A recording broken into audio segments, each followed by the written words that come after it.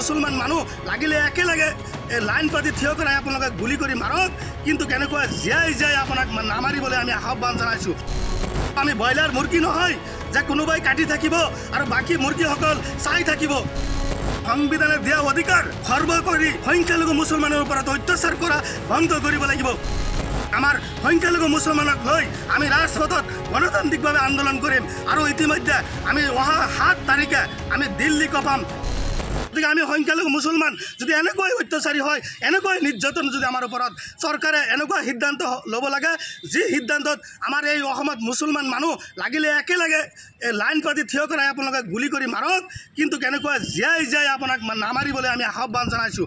আপোনাৰ যদি সহ্য নহয় মুখ্যমন্ত্ৰী ডাঙৰীয়া, আপোনাৰ যদি সঁচা অৰ্থত আমাৰ এই নিৰহৰ দৰিদ্ৰ কৃষকসকলৰ ওপৰত যদি আমি জীয়াই থকাৰ কাৰণে যদি আপোনাৰ সহ্য নহয়, আপুনি লাইন পাতি একেলগে গোট খুৱাই আপুনি আৰক্ষীৰ জৰিয়তে গুলি কৰি মাৰক, আমাৰ সহ্য হ'ব। কিন্তু এনেকুৱা যদি হঠাৎকামী সিদ্ধান্ত লৈ আপুনি নিৰহৰ মানুহৰ ওপৰত গুলি চালাই হত্যা কৰে, এই কথাটো আমি সংখ্যালঘু সংগ্ৰাম পৰিষদে সহ্য নকৰোঁ। আৰু আমি ব্ৰইলাৰ মুৰ্গী নহয় যে কোনোবাই কাটি থাকিব আৰু বাকী মুৰ্গীসকল চাই থাকিব। গতিকে আমি ব্ৰইলাৰ মুৰ্গী নহয় যে এটা মুৰ্গী কাটিব, বাকী মুৰ্গীসকল বোবাৰ নিচিনা বহি থাকিব। আমি তেনেকুৱা আমি সংখ্যালঘু মানুহ নহয়, আমি গণতান্ত্ৰিকভাৱে আমি আন্দোলন কৰিম। আজি ভাৰতৰ সংবিধানে দিয়া মৌলিক অধিকাৰ আৰু আমাৰ যিটো বাক স্বাধীনতা, আজি অন্ন বস্ত্ৰ বাসস্থান, আজি সংবিধানে দিয়া মৌলিক অধিকাৰ আজি অসমৰ মাননীয় মুখ্যমন্ত্ৰী ডাঙৰীয়াই বা অসম চৰকাৰে আজি খৰ্ব কৰিছে। গতিকে সংবিধানে দিয়া অধিকাৰ খৰ্ব কৰি সংখ্যালঘু মুছলমানৰ ওপৰত অত্যাচাৰ কৰা বন্ধ কৰিব লাগিব।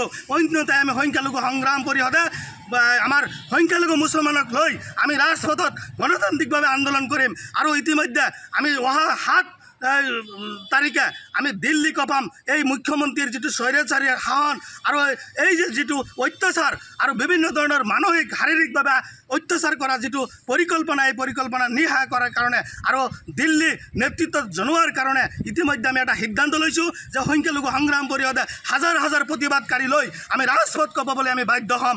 তাৰ উপৰিও আমি আন্তঃৰাষ্ট্ৰীয়ভাৱে এই যে অসমৰ যিখিনি অত্যাচাৰ চলি আছে, আমাৰ বিশেষকৈ সংখ্যালঘু মুছলমানৰ ওপৰত যে পৰিকল্পিতভাৱে মুখ্যমন্ত্ৰী ডাঙৰীয়াই যে আমাৰ ওপৰত অত্যাচাৰ চলাইছে, আমি জীয়াই থাকিবলৈ আমাক সুবিধা কোনো দিয়া নাই। আমি বসবাস কৰি থকাত আমাৰ কোনো ধৰণৰ চৰকাৰে সুবিধা দিয়া নাই, চৰকাৰী সুবিধাৰ পৰা আমাৰ বঞ্চিত কৰিছে। এই যে সমগ্ৰ কাহিনী আমি আন্তঃৰাষ্ট্ৰীয়ভাৱে আমি লৈ যাম। ইতিমধ্যে চন্দ্ৰবাবু নাইডু আৰু নীতিশ কুমাৰৰ ওচৰত আমি যোৱাৰ প্ৰস্তুতি চলাইছোঁ যে কেন্দ্ৰীয় নেতৃত্বত যাতে হেঁচা দিয়া, মুখ্যমন্ত্ৰী ডাঙৰীয়াক যাতে হেঁচা দিয়া, এই অসমৰ নিৰ্যাতন যাতে বন্ধ হয়। গতিকে মুখ্যমন্ত্ৰী ডাঙৰীয়াক আমি আহ্বান জনাইছোঁ যে আমাক অন্ততঃ জীয়াই থাকিব দিয়ক। আৰু অসমত যদি বিভিন্ন পশু বা বিভিন্ন জীৱ জন্তুৰ যদি এই স্থান আছে, অসমত যদি বিভিন্ন প্ৰাণীৰ স্থান আছে, তেনেহ'লে মানৱ জাতিৰ কিয় স্থান নাই? বিশেষকৈ মুছলমানৰ কিয় স্থান নাই? এই মুছলমানসকলৰ কি অসমত কোনো অৱদান নাই নেকি? অসম আন্দোলনত কি মুছলমান মৃত্যু হোৱা নাই নেকি? অসম আগবাঢ়ি লৈ যোৱাৰ ক্ষেত্ৰত আৰ্থিকভাৱে সচ্ছল কৰাৰ বহল কৰাৰ ক্ষেত্ৰত কি আমাৰ মুছলমান মানুহৰ কোনো অৱদান নাই নেকি? মুখ্যমন্ত্ৰী ডাঙৰীয়াই পাহৰি যাব নালাগে, অসমখন আগুৱাই লৈ যোৱাৰ ক্ষেত্ৰত আন্দোলনৰ ক্ষেত্ৰত, অসমীয়া অস্তিত্ব জীয়াই ৰখাৰ ক্ষেত্ৰত মুছলমান সমাজৰ কিন্তু অৰিহণা আছে, সংখ্যালঘু মুছলমান মানুহৰ কিন্তু যথেষ্ট অৰিহণা আছে। গতিকে মুখ্যমন্ত্ৰী ডাঙৰীয়াক আমি পুনৰ বিবেচনা কৰিবলৈ আমি আহ্বান জনাইছোঁ, সংখ্যালঘু মুছলমানৰ ওপৰত অত্যাচাৰ বন্ধ কৰক, অন্যথাই মুখ্যমন্ত্ৰী ডাঙৰীয়াক আমি সকীয়াই দিছোঁ। পৰৱৰ্তী সময়ত অসমৰ পৰিস্থিতি যদি ভয়াৱহ, তেনেহ'লে যদি আইন শৃংখলা অৱনতি ঘটে, ইয়াৰ দায়ী হ'ব মুখ্যমন্ত্ৰী ডাঙৰীয়া আৰু গৃহ বিভাগ।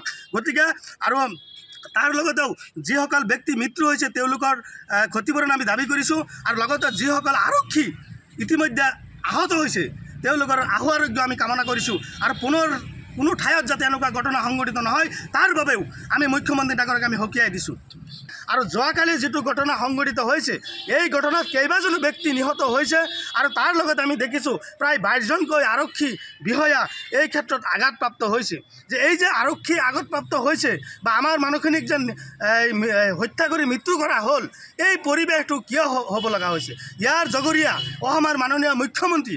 কাৰণ মুখ্যমন্ত্ৰী ডাঙৰীয়াই যেতিয়া বিভিন্ন ক্ষেত্ৰত ব্যৰ্থ হয়, আৰু স্মাৰ্ট মিটাৰৰ ক্ষেত্ৰত যেতিয়া ব্যৰ্থ হৈছে, মূল্যবৃদ্ধিৰ ক্ষেত্ৰত যেতিয়া ব্যৰ্থ হৈছে, অসমৰ দল সংগঠনৰ ক্ষেত্ৰত যেতিয়া ৰোহত পৰিছে, বিভিন্ন সচেতন মহলৰ যেতিয়া প্ৰশ্ন সন্মুখীন হ'ব লগা হৈছে, তেতিয়া আমি দেখিছোঁ বিভিন্ন ধৰণৰ ইস্যু লগাই, বিভিন্ন ধৰণৰ ইস্যু ডাইভাৰ্ট কৰিবৰ কাৰণে, এই বস্তুখিনি ডাইভাৰ্ট কৰিবৰ কাৰণে বিশেষকৈ সংখ্যালঘু মুছলমানৰ ওপৰত অত্যাচাৰ কৰি একাংশ ব্যক্তিসকলক সন্তুষ্ট কৰাৰ কাৰণে আৰু কঠোৰ হিন্দুত্ববাদী পৰিচয় দিয়াৰ কাৰণে, ভাৰতবৰ্ষৰ ভিতৰত হিন্দুত্ববাদী নেতা হিচাপে পৰিচিত হোৱাৰ কাৰণে মুখ্যমন্ত্ৰী ডাঙৰীয়াই কেৱল মুছলমানৰ ওপৰত নিৰ্যাতন চলাই আৰু পূৰ্বৰ পৰাই এনেকুৱা নিৰ্যাতন চলাই আহিছে।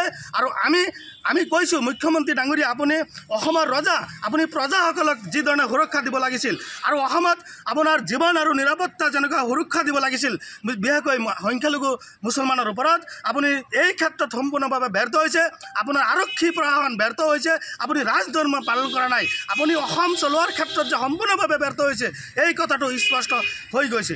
মুখ্যমন্ত্ৰী ডাঙৰীয়াক আমি প্ৰশ্ন কৰিছোঁ যে আপুনি আজি মুখ্যমন্ত্ৰী হৈছে, কালি মুখ্যমন্ত্ৰী নাথাকিব পাৰে, কিন্তু আপোনাৰ যিটো কলা অধ্যায়, আপুনি যিটো আপোনাৰ চৰকাৰ যেনেকুৱা হত্যাকাৰী চৰকাৰ, এই হত্যাকাৰী চৰকাৰৰ আপুনি যে নেতৃত্ব দি আছে, এই অধ্যায় আৰু ইতিহাস আপোনাৰ কলংকিত অধ্যায় কিন্তু ইতিহাস থাকি যাব।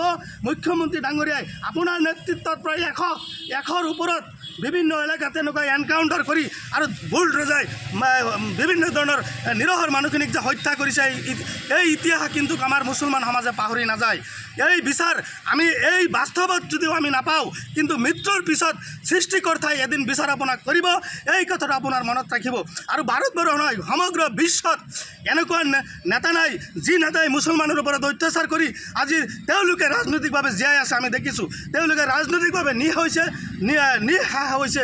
এই কথাটো ইতিমধ্যে আমি সমগ্ৰ ৰাইজে আমি জানো, আমাৰ ইতিহাস আমি দেখিছোঁ যে এনেকুৱা পৃথিৱীত নেতা নাই যি নেতাই মুছলমানৰ ওপৰত অত্যাচাৰ কৰি আজি তেওঁলোকে সুস্থভাৱে জীয়াই আছে। ইয়াৰ পৰিণাম আপুনি ভুগিব লাগিব।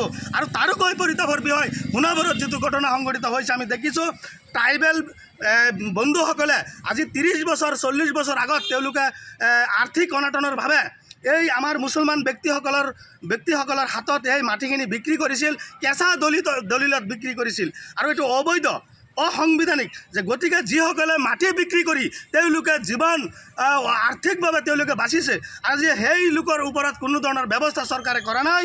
আৰু যিসকলে এক কটা মাটি নাই, তেওঁলোকে গৰাখহনীয়া মানুহ, তেওঁলোকে জীয়াই থকাৰ কাৰণে আৰু মানুহখিনিক তেওঁলোকে বাচি থাকিবৰ কাৰণে আজি সেই অলপ মাটি লৈ তেওঁলোকে কোনোমতে জীয়াই আছে। আজি সেই মানুহৰ ওপৰত এই চৰকাৰখনে অত্যাচাৰ চলাইছে। তাৰ উপৰিও যিসকলে বিক্ৰী কৰিছে, যিসকলক কেঁচা দলিলত বিক্ৰী কৰিছে, কিন্তু সেইসকলৰ ওপৰত চৰকাৰখনে কোনো ধৰণৰ ব্যৱস্থা গ্ৰহণ কৰা নাই।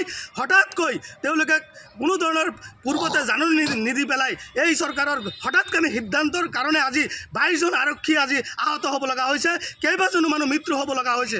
গতিকে আমি সংখ্যালঘু সংগ্ৰাম পৰিষদে মৃত্যু হোৱা পৰিয়ালক প্ৰায় 10 লাখ টকাৰ আমি দাবী উত্থাপন কৰিছোঁ। আৰু যিসকল আৰক্ষী আহত হৈছে, এইসকলক আৰু ক্ষতিপূৰণ দিবলৈ